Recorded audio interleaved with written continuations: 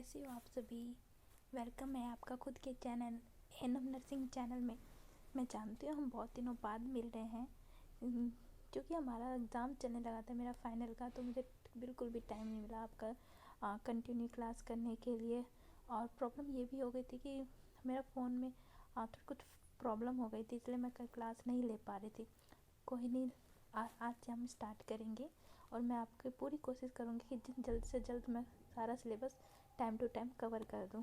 इसकी आप कोई टेंशन मत लीजिए, आपका पूरा सिलेबस कवर हो जाएगा टाइम से, ठीक है फ्रेंड्स। तो आज हम लास्ट जो प्रीवियस हमारा मेरा लेक्चर हुआ था, प्रीवियस जो क्लास हुई थी, मैंने इस चाइल्ड हेल्थ नर्सिंग जो बुक है हमारी एनएम की फर्स्ट ईयर की, उसके बारे में इंट्रो दिया था। आज मैं हमारा फर्स्ट चैप्टर स्टार्ट करूँगी, ठीक है। तो हम स्टार्ट करते हैं। ये हमारी बुक है चाइल्ड हेल्थ नर्सिंग की एनएम के फर्स्ट ईयर की, ठीक है। इसमें क्या है, फर्स्ट चैप्टर जो है आपका क्या है, introduction to growth and development. First chapter अगर आप बुक के अकॉर्डिंग पढ़ेंगे, बुक के अकॉर्डिंग तो थोड़ा कंफ्यूज हो जाएंगे, तो मैंने खुद के नोट्स बनाए हैं, हम उसके थ्रू पढ़ते हैं, ठीक है। जिससे कि आपको पॉइंट टू पॉइंट पढ़ें और आपको ईजिली पता चले कि कैसे आपको आंसर अटेंड करना और कैसे किस टाइप के क्वेश्चन आ सकते हैं, ठीक है। बुक से तो आपको टीचर्स भी पढ़ा देंगे, आप खुद भी पढ़ लेंगे। मैं थोड़ा हट के पढ़ा रही हूँ ताकि आपको ईजिली आसानी और आप इजीली कैच कर सकें उन शब्दों को, कि कंटेंट क्या कहना चाहता है। तो हम स्टार्ट कर रहे हैं। पहला है ग्रोथ एंड डेवलपमेंट में डिफाइन ग्रोथ एंड डेवलपमेंट। क्या होता है ग्रोथ एंड डेवलपमेंट आखिर में, ठीक है। ग्रोथ क्या होती है, जो हमारे फिजिकल जो चेंजेस हो रहे हैं हमारे बॉडी में टाइम टू टाइम, ठीक है। जब से मतलब बच्चा जब जन्म से जो फिजिकल चेंज हो रहा है उसमें जो ग्रोथ हो रही है, एक हाइट बढ़ रहा है, उसका वेट में जो अंतर आ रहा है, हम देखने में जो दिख रहा है कि हमें जो दिख रहा है चेंजेस, वो सब चीज़ें क्या होती है, वो ग्रोथ के अंडर होती है। और डेवलपमेंट क्या होता है, जो हमें दिख नहीं रहा है पर उसके अंदर हो रहा है, मतलब जैसे वो उसकी स्किल्स जो होती हैं, उसके अंदर मेंटली वो कैपेबल होता है किसी काम को करने के लिए, लर्निंग पावर जो हो गया, ये जो फंक्शनल वर्क जो हो गया, ये सब भी होते हैं डेवलपमेंट के अंदर आते हैं, ठीक है। तो हम पढ़ते हैं कि इन दोनों में क्या डिफरेंस है। ग्रोथ में क्या है, देखिए, it is a physical maturation resulting an increase in size of the body and various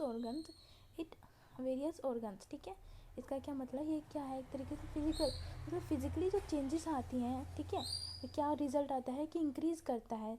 मतलब फिजिकली जो चेंजेस होती हैं बॉडी में, उसका क्या रिजल्ट होता है कि बॉडी का जो साइज़ है, वो बॉडी का साइज़ और वेरियस जो ऑर्गन्स होती हैं बॉडी की, उनका जो साइज़ है उसमें इंक्रीजमेंट होती है, ठीक है। It occurs by the multiplication of the cells and in an increase in intercellular substances. क्या बोल रहा है आगे कि ये क्यों होता है कि जो मल्टीप्लिकेशन ऑफ सेल होती हैं उसके कारण, और इंक्रीज इन इंटरसेलुलर सब्सटेंस, जो हमारे टिश्यूज़ होती हैं, जो सेल्स होती हैं, एक सेल ऊपर आप सभी जानते हैं कि जो भी हमारी लिविंग चीज़ें हैं, मतलब जो बच्चा बनता है, जो जायगोट बनता है और जो फीटस बनता है, वो एक सिंगल सेल से बनता है। तो यही कह रहा है कि धीरे धीरे जो सेल का मल्टीप्लिकेशन होता है और फिर टिश्यूज बनती है, सब कुछ होता है, जो भी चेंजेस होते हैं, इसके थ्रू क्या होती है, ग्रोथ होता है, ठीक है। फिर अगला है, हम इधर देखेंगे डेवलपमेंट में क्या बोल रहा है। It is functional changes of an individual, it is a progressive increase in capability and skill to function. इसमें क्या है कि फंक्शनल चेंजेस होते हैं जो भी एक इंडिविजुअल के अंदर, उसको कहते हैं डेवलपमेंट, ठीक है। ये हमेशा लगातार होता रहता है, ठीक है। ये चेंजेस होती है, लगातार होता रहता है, प्रोग्रेसिव होता रहता है और इंक्रीज़ होता रहता है कैपेबिलिटी और स्किल में, ठीक है, फंक्शन को लेकर। देखा होगा आपने कि जो ग्रोथ है वो एक टाइम में आके लिमिट हो जाती है, मतलब जो हाइट है हमारी या वेट है, वो एक टाइम में आके जो हाइट है वो रुक जाती है। पर डेवलपमेंट ऐसा नहीं होता, डेवलपमेंट टाइम टू टाइम मतलब बढ़ता रहता है, वो हमारे ऊपर होता है, ठीक है, कैपेबिलिटी। अगला है आपका ग्रोथ में, it is a quantitative changes and easily measurable. जो भी मतलब ग्रोथ में जो भी चेंजेस होंगे वो क्वांटिटेटिव होगा, हम उसको गिन सकते हैं, हम उसको मेज़र कर सकते हैं ईजिली, ठीक है, हम देख सकते हैं। बट इधर दूसरी तरफ डेवलपमेंट का जो होती है वो इट इज़ क्वालिटेटिव चेंज होती है, क्वालिटेटिव होती है, हम उसको महसूस कर सकते हैं, पर देख नहीं सकते, पर महसूस ज़रूर कर सकते हैं कि हाँ इसमें चेंजेस हो रहा है, इसका स्किल है, इसकी नॉलेज है, इसकी इंटेलिजेंसी है, हम उसको महसूस कर सकते हैं, हम देख नहीं सकते, ठीक है। अगला है it is easily measure not easily measurable. हम ईजिली मेजर नहीं कर सकते कि हाँ इतना मतलब इतना किलो का है, इतना यूनिट है, ऐसे करके, ठीक है। ये हो गया आपका फर्स्ट पार्ट। फर्स्ट जो चैप्टर के जो फर्स्ट पेज में आपका यही देखोगे, ग्रोथ एंड डेवलपमेंट ही पूरा है, जो मैंने आपको सिंपल भाषा में समझाने की कोशिश की। अगर इस आंसर को आप कहीं भी लिखेंगे आपको फुल मार्क्स मिलेंगे, ठीक है। टीचर भी आपको बहुत खुश होगा, ठीक है, आप अच्छे से समझिए। और अगला क्वेश्चन है आपका, list the stages of growth and development, ठीक है। क्या क्या स्टेजेस हैं ग्रोथ एंड डेवलपमेंट के? तो 2 स्टेजेस होते हैं ग्रोथ एंड डेवलपमेंट के, ठीक है। प्री नेटल पीरियड और एक post natal period. Pre natal period क्या होता है? It refers to a process in which single cell after conception changes during embryo later of foetus. Pre natal period क्या होते हैं? जो वो अवस्था, वो पीरियड जो मतलब बच्चा जो वॉम भी रहता है, गर्भ में रहता है, उस पीरियड को प्री नेटल पीरियड कहते हैं, ठीक है। वो सिंगल सेल का जो कंसेप्शन होता है, ठीक है, वहाँ से स्टार्ट होता है और जब बच्चा फीटस बन जाता है वहाँ तक का मतलब जो पीरियड होता है उसे नेटल पीरियड कहते हैं, मतलब बर्थ से पहले का हम कह सकते हैं, ठीक है। फर्स्ट क्या है? ओव्यूम, ठीक है। इसके फिर वो मतलब बता रहे हैं कि क्या क्या मतलब क्या क्या मतलब उसके प्री नेटल में जो स्टेज होता है, प्री नेटल जो पीरियड होता है उसमें क्या क्या रूप होते हैं, ठीक है। बच्चे का जो फिटस होता है, पहले ओव्यूम होता है, ठीक है। 0 to 14 डेज में जो होता है आफ्टर कंसेप्शन उसको ओव्यूम बोलेंगे, ठीक है। फिर क्या होता है? एम्ब्रॉय होता है जो 14 डेज से 8 वीक्स तक का होता है। फिर फिटस हो कहते हैं जो 8 वीक्स से टिल बर्थ तक का जो होता है वो उसको फिटस बोलते हैं। इन दो टर्म को आप ध्यान रखिएगा, मेडिकल टर्म में ये बहुत यूज़ होता है। अगर हम ओव्यूम बोल रहे हैं तो उसका मतलब है कि 0 से 14 डेज का जो बच्चा है, बच्चा नहीं बोलेंगे उसे हम, जो कंसेप्शन के बाद का जो टाइम है 0 to 14 वो ओव्यूम है, पीरियड है। फिर 14 डेज से 8 वीक का एम्ब्रॉय पीरियड है और 8 वीक से टिल बर्थ तक का फीटस कहलाता है, ठीक है। फिर आता है post natal period. Post natal period वो होता है जो बर्थ के बाद के जो पीरियड होते हैं, ठीक है। तो हम इसमें देखेंगे क्या क्या है। हाँ, पहला है न्यूनेट, 0 से 1 मंथ, ठीक है। लाइफ मतलब बर्थ जब हो गया तो 0 से 1 मंथ तक का जो बच्चा है उसको न्यूनेट बेबी बोलेंगे, ठीक है। और बर्थ टू 1 ईयर किसको कहते हैं? इन्फेंसी कहते हैं। जो इन्फेंट सुना होगा आपने उसको कहते हैं इन्फेंसी, ठीक है। बर्थ टू 1 ईयर, याद रखिए ये टर्म बहुत ही इम्पॉर्टेंट है, तो माइंड में आप इसको सेट करिए। आगे जाके ये मेडिकल टर्म में यूज़ होंगे तो आपको ये टर्म की को डिफ़ाइन कोई नहीं करेगा। यानी मैंने एक एक चीज़ को बहुत ही बारीकी से समझाने की कोशिश कर रही हूँ, तो प्लीज़ आप इस पर ध्यान दीजिए, खुद के नोट्स बना लीजिए ये, तो जिससे आपको आसानी होगी, ठीक है। टोडलर किसे कहते हैं? 1 ईयर to 3 ईयर तक, ठीक है, उसको टोडलर कहते हैं। और फिर आपका आता है अर्ली चाइल्डहुड, जिसको प्री स्कूल चाइल्ड भी कहते हैं, ठीक है। स्कूल जाने से वाली जो एज होती है, स्टार्ट जो हो जाती है उसको 3 ईयर to 6 ईयर होता है, ठीक है। और आपके फिर मिडिल चाइल्डहुड कहते हैं स्कूल गोइंग चिल्ड्रन, ठीक है। 6 ईयर to 10 ईयर गर्ल्स में होता है, 6 ईयर to 12 ईयर बॉयज़ में होता है, ठीक है। फिर एडोलेसेंस का क्या है? पुबर्टी टू एडल्टहुड, एडोलेसेंस में बच्चा आ जाता है, ठीक है। तो अकॉर्डिंग टू WHO क्या है, इसको 3 कैटेगरी में डाला गया है। इसको हमेशा दिमाग में रखिए, जब भी किसी चीज़ में कन्फ्यूजन हो तो आप WHO के अकॉर्डिंग करिए, आपको जो इम्प्रेशन है टीचर के ऊपर बहुत अच्छा पड़ेगा। टीचर को लगेगा कि हाँ इस बच्चे को बहुत कुछ आता है सब, ठीक है। तो अर्ली एडोलेसेंस में क्या है? 10 ईयर to 12 ईयर क्या होता है? गर्ल्स की एज, और 12 ईयर to 14 ईयर बॉयज़ की एज, ठीक है। फिर आपका मिडल एडोलेसेंस में क्या है? 12 ईयर to 14 ईयर गर्ल्स और 14 ईयर्स to 16 ईयर बॉयज़ में, ठीक है। और लेट एडोलेसेंस की एज क्या है?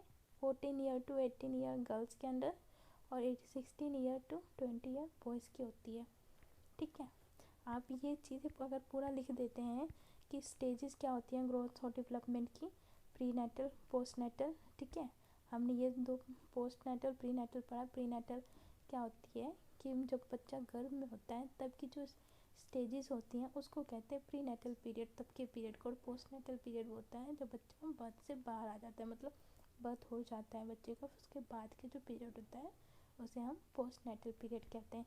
इन दो टर्म में आप कभी कंफ्यूज मत होइएगा, क्योंकि ये दो टर्म आगे बहुत यूज़ होने वाले हैं आपकी लाइफ में एनम या नर्सिंग में, ठीक है। फिर अगला हम पढ़ेंगे right the factors which influence the growth and development and explain the genetic factor. मतलब वो कारण बताइए जो आपके डेवलपमेंट और ग्रोथ को अफेक्ट करते हैं, ठीक है। और मेन कहा गया है जेनेटिक फैक्टर को एक्सप्लेन करने के लिए। ये मैंने क्वेश्चंस बनाए हैं बुक में से, जो आपका ही मेन अगर आप बुक से पढ़ेंगे तो आप कंफ्यूज हो जाएंगे। तो मैंने क्वेश्चन के माध्यम से आपको आंसर दिया है ताकि आप इजीली उन क्वेश्चन के साथ आंसर याद कर लें, ताकि आपको आंसर ढूंढने की कोई ज़रूरत ना पड़े। और आप इन्हीं को अगर लर्न कर लेंगे तो आपको ईजी पड़ेगा। क्योंकि मैंने बहुत टाइम वेस्ट हो गया हमारा 1-2 महीने, मैं क्लास नहीं ले पाई, इसलिए मैं कोशिश कर रही हूँ कि आपको शॉर्टकट तरीके से नोट्स बना के समझाऊँ, ताकि आप इजीली समझ सकें और अच्छा समझ सकें, क्वालिटी भी हो और क्वांटिटी भी हो, और अच्छा स्कोर करें। मेरा यही ड्रीम है कि आप सब अच्छा स्कोर करें, ठीक है। तो हम पढ़ रहे हैं फैक्टर्स। तो क्या क्या फैक्टर हैं? The factor influence the growth and development are genetic factor, environmental factor, emotional factor, social factor and hormonal factor, और है कल्चरल फैक्टर, ठीक है। पहला जेनेटिक फैक्टर के अंदर दो टाइप है उसका, phenotype, genetic disorder. Environment phenotype में क्या होता है, जो पेरेंट्स की जो क्वालिटी होती है तो वो बच्चे में आ जाती है, ठीक है। तो वो चीज़ आता है जेनेटिक फैक्टर के अंदर, वो फिनोटाइप हो जाता है, जो बच्चे की क्वालिटी पेरेंट्स की क्वालिटी बच्चे में आ रही है। जैसे अगर पेरेंट्स के किसी फैमिली में आपने देखा होगा कि फैमिली के ज़्यादातर लोग बड़े हैं, लंबे हैं, तो उनके जो बच्चे होंगे वो भी लंबे होंगे। और किसी फैमिली में देखा होगा आपने कि कुछ पेरेंट्स जो होते हैं थोड़ी कद कम होती है, तो उनके बच्चे की भी कद कम होती है। तो ये चीज़ होता है फिनोटाइप के अंदर आता है, ठीक है। और जेनेटिक डिसऑर्डर में क्या है कि किसी फैमिली में आपने देखा होगा जेनेटिक डिसऑर्डर होते हैं, जीन्स एबनॉर्मलिटी होती हैं।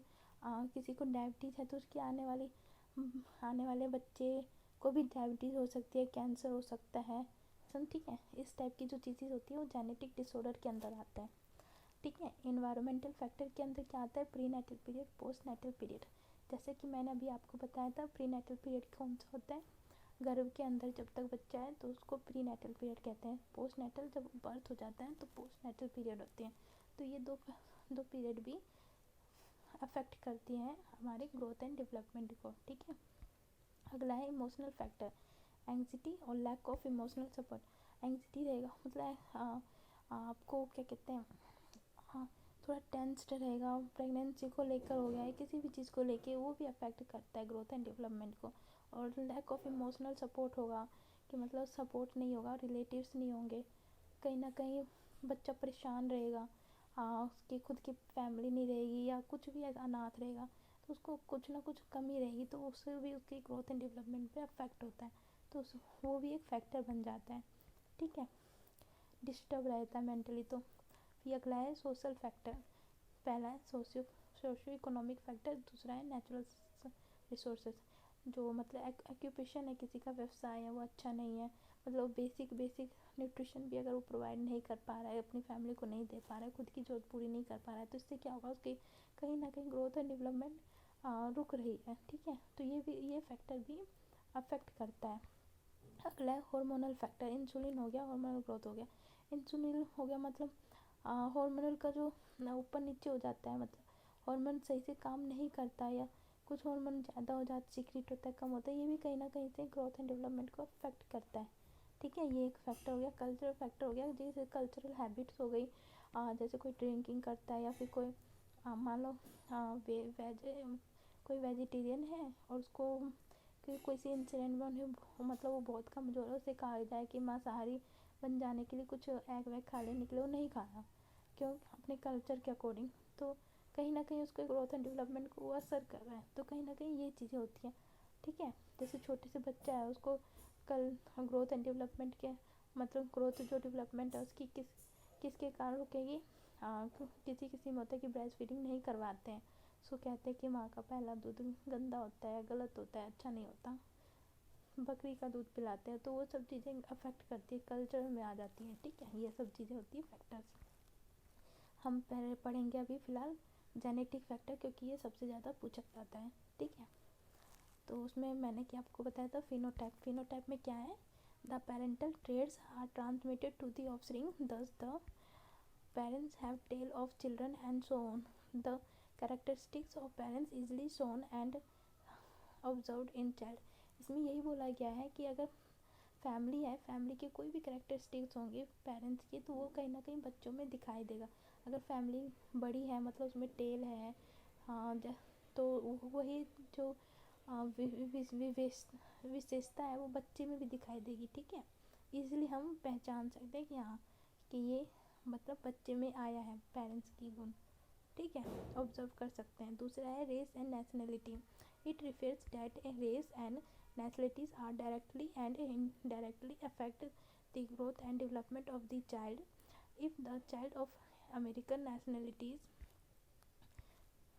child have characteristics of that person or parents appearance, color और size, height etc. इसमें कहा गया है कि मतलब मान लो कि जो बच्चा जहाँ पे जिस नेशनलिटी का है, मान लो अमेरिका का जो बच्चा है, उसमें कहीं ना कहीं अमेरिका का वो बच्चा है, तो वहाँ का बच्चा क्या होगा, वहाँ के जो मौसम है, वहाँ की जो नेशनलिटी है, वहाँ की जो रेस है, उसके अकॉर्डिंग होगा। वो देखने में ही मतलब इंडियन नहीं लगेगा। मान लो यहाँ के पेरेंट्स, यहाँ के वुमेन है इंडियन, और वहाँ के मैन है, अगर दोनों एक जगह रहते हैं, मतलब वो वुमेन अगर वहाँ पे रहती है अमेरिका में, तो वहाँ की नेशनलिटी मतलब वहाँ के माहौल में रहा, तो कहीं ना कहीं वो जो बच्चा है वो अमेरिका बच्चा बर्थ होगा, तो वो इंडियन नहीं लगेगा, वो पूरा क्या होगा, अमेरिकन लगेगा वहाँ के, क्योंकि उसको वहीं की नेशनलिटी या रेस कह लो, जो पेरेंट्स है उसका अफेक्ट कर रहा है, ठीक है।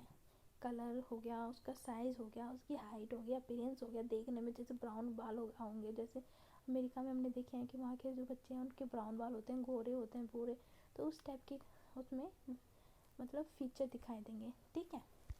सेक्स, तो normally the baby boy baby and have are heavier and taller than girl baby, but girls mature earlier than boy. इसमें बोल रहा है कि नॉर्मली क्या होता है, जो बॉय बेबी जो होती हैं, जो लड़के होते हैं बचपन में, जब छोटे से जब बर्थ होते हैं, तो वो बहुत हैवी होते हैं और टॉल होते हैं गर्ल्स के मुकाबले, ठीक है। पर आगे जाके हम देखते हैं कि मतलब इन फर्दर थोड़ी से टाइम के बाद जो गर्ल होती है वो जल्दी मैच्योर हो जाती है बॉय के मुकाबले, उनमें जल्दी से मतलब आपने देखा होगा मेंस्ट्रुएशन पीरियड जल्दी आ जाता है, वो जल्दी मैच्योर हो जाती है, बहुत चीज़ें होती हैं, ठीक है, फिजिकली भी और मेंटली भी। तो यही चीज़ बोल रहा है। फिर अगला है bio rhythm maturation. Like a rhythm some characteristics transmitted from parents to the offspring at certain specific time also. इसमें क्या हो रहा है, लाइक अ रिदम, जैसे रिदम होता है ना एक गाना, मतलब रिदम से चलता रहता है, इरेगुलर होता है, उस टाइप में कुछ जो ऐसी कैरेक्टरिस्टिक्स होती हैं वो भी मतलब आ, ट्रांसमिटेड होती है, ठीक है, फैमिली में, ठीक है। वो भी एक सर्टेन पीरियड ऑफ टाइम, जैसे for example the daughter face menarche at same age of her mother. क्या कह रहे हैं, जो बच्ची है, एक लड़की है, एक बेटी है, वो सेम एज पे, जो जैसे जिस एज पे मदर को सॉरी मेंस्ट्रुअल पीरियड स्टार्ट हुआ था, उसी एज पे, उसी टाइम पे, उसी एज पे बेबी बेबी कह रही हूँ, डॉटर को भी स्टार्ट होता है, ठीक है। तो ये कहीं ना कहीं आपका देखोगे कि ये रिदमली स्टार्ट हुआ है, रिदमली हुआ है, जिस एज पे मदर को हुआ उसी एज में उसको भी हुआ, बेटी को भी हुआ, तो ये रिदमली मतलब उसमें भी एक कैरेक्टर आया है। सेकेंड ऑफ हम एग्जाम्पल देखेंगे, if mother have twins child there is great possibility that daughters have also twins child. अगर मदर को ट्विंस हैं, तो उस फैमिली में जो उनकी जो लड़की है उसको भी ट्विंस होने की पूरी संभावना होती है। इस टाइप की जो कुछ कैरेक्टरिस्टिक्स होती हैं वो भी मतलब ट्रांसमिटेड होती हैं, ठीक है। अगला हम पढ़ेंगे genetic disorder. The growth and development directly affected by the genetic disorder if any abnormal genetic disorder from ancestral genes, then it cause many abnormalities and disease। ये कह रहा है कि ग्रोथ एंड डेवलपमेंट जो होती है वो डायरेक्टली अफेक्ट करती है जेनेटिक डिसऑर्डर से। अगर कोई मतलब कोई भी मतलब पुरानी जो जीन है, ठीक है, अगर वो एबनॉर्मल होती है, मतलब कुछ एबनॉर्मलिटीज़ होती है, तो बहुत सारी डिजीज़ कोज कर सकता है, कैंसर कोज कर सकता है, डायबिटीज़ कोज कर सकता है। इस टाइप की जो डिजीज़ होती है जो मतलब एज टू जेनेटिक होता है, वो सब मतलब ट्रांसफ़र होती है, ठीक है। अगला है chromosomal abnormalities the chromosome abnormalities directly affect the growth and development of the child and create disturbance in their progress। इसमें बोल रहा है कि जो क्रोमोसोनल जो भी वो एबनॉर्मलिटीज़ होती हैं वो डायरेक्टली अफेक्ट करती हैं ग्रोथ एंड डेवलपमेंट को बेबी के, चाइल्ड के, ठीक है, और डिस्टर्बेंस करती है उसके ग्रोथ एंड डेवलपमेंट में, मतलब उसके क्या कहते हैं, जो उसका प्रोग्रेसिव हो रहा था एक नॉर्मल वे में, अब वो नॉर्मल वे में नहीं होता, कुछ ना कुछ उसमें डिस्टर्बेंस होती है, कुछ ना कुछ डिजीज़ हो जाती है जिससे वो अफेक्ट होता है, ठीक है, जैसे कि ट्यूमर सिंड्रोम। और लास्ट है हमारा gene maturation of single and मल्टीज affect the inheritance of child and this affect the growth and development of the children। इसमें बोल रहा है कि जो मैच्यूरेशन मतलब सिंगल और मल्टी सेल का जो मैच्यूरेशन हो जाता है उससे भी क्या होता है, जो चाइल्ड की जो ग्रोथ एंड डेवलपमेंट पे असर करता है, ये भी, ठीक है, बिल्कुल अफेक्ट करता है। ये जो भी प्रोग्रेसिव में जो हो रहा होता है वो नहीं हो पाता है सही से। तो आज हमने 3 क्वेश्चंस पढ़े हैं। मैंने कोशिश की आपको जो चैप्टर के स्टार्टिंग को से लेकर अभी मैंने बुक के अकॉर्डिंग 2 पेज कवर किया है, ठीक है, क्वेश्चंस के अकॉर्डिंग, क्वेश्चन के रूप में, ताकि आपको इजीली समझ आए और आप इजीली पढ़ पाए, ठीक है। आपका पहले ग्रोथ एंड डेवलपमेंट में डिफरेंस, फिर स्टेजेस में, फिर आपका फैक्टर्स की क्या अफेक्ट करते हैं। अगर आप इन्हीं 3 क्वेश्चन को आसानी से अपने ये जो मैंने ये नोट्स बनाए हैं उनको आप अपने समझदारी से और अपने हिसाब से लिखेंगे और अपने हिसाब से समझेंगे, कि सेल्फ स्टडी करेंगे, फिर बुक्स के एक बार रीडिंग मारेंगे, तो आपको बहुत अच्छे से समझ जाएगा। आपको अलग से लर्न करने की फिर ज़रूरत ही नहीं पड़ेगी। आपको यही चीज़ें इतने अच्छे से दिमाग में घुस जाएगा कि आपको हमेशा लर्न रहेगा। आप खुद भी याद करेंगे और दूसरों को भी याद करवाएंगे फिर, समझे। अगर आपको ये मेरा वीडियो पसंद आता है तो प्लीज़ इसे लाइक करिए, सब्सक्राइब करिए और ज़्यादा से ज़्यादा शेयर करिए, ताकि ये नॉलेज ज़्यादा से ज़्यादा बच्चों तक पहुंच सके, ठीक है। काफ़ी कम समय रह गया एग्ज़ाम को, ठीक है, तो मैं चाहती हूँ कि मैं भी जल्द से जल्द कवर कर रही हूँ, ताकि आपको ईजी हो, कहीं अलग से ढूंढने की ज़रूरत ना पड़े। आपको यहाँ पे हर चीज़ फर्स्ट ईयर की भी मिलेगी, सेकंड ईयर की भी मिलेगी। फर्स्ट ईयर की तो मैंने आज से स्टार्ट कर दिया, सेकंड ईयर का भी मैं कोशिश करूँगी स्टार्ट करने की, ठीक है, ताकि आपके जो फ्रेंड्स हैं सेकंड ईयर, आप उनको सेकंड ईयर का भेज दीजिएगा, और जो आपके फर्स्ट ईयर के फ्रेंड्स हैं तो आप उनको ये फर्स्ट ईयर का आप शेयर कर सकते हैं, ठीक है। अगर किसी भी तरह का कोई डाउट हो, कोई प्रॉब्लम हो, या किसी तरह का आप सजेशन देना चाहते हो, तो प्लीज़ मुझे कमेंट बॉक्स में कमेंट करिएगा, मैं आपको उसी टाइम रिप्लाई करूँगी। थैंक यू गाइस, अपना ख्याल रखिएगा और हैप्पी रहिएगा और ध्यान से पढ़ाई करिएगा।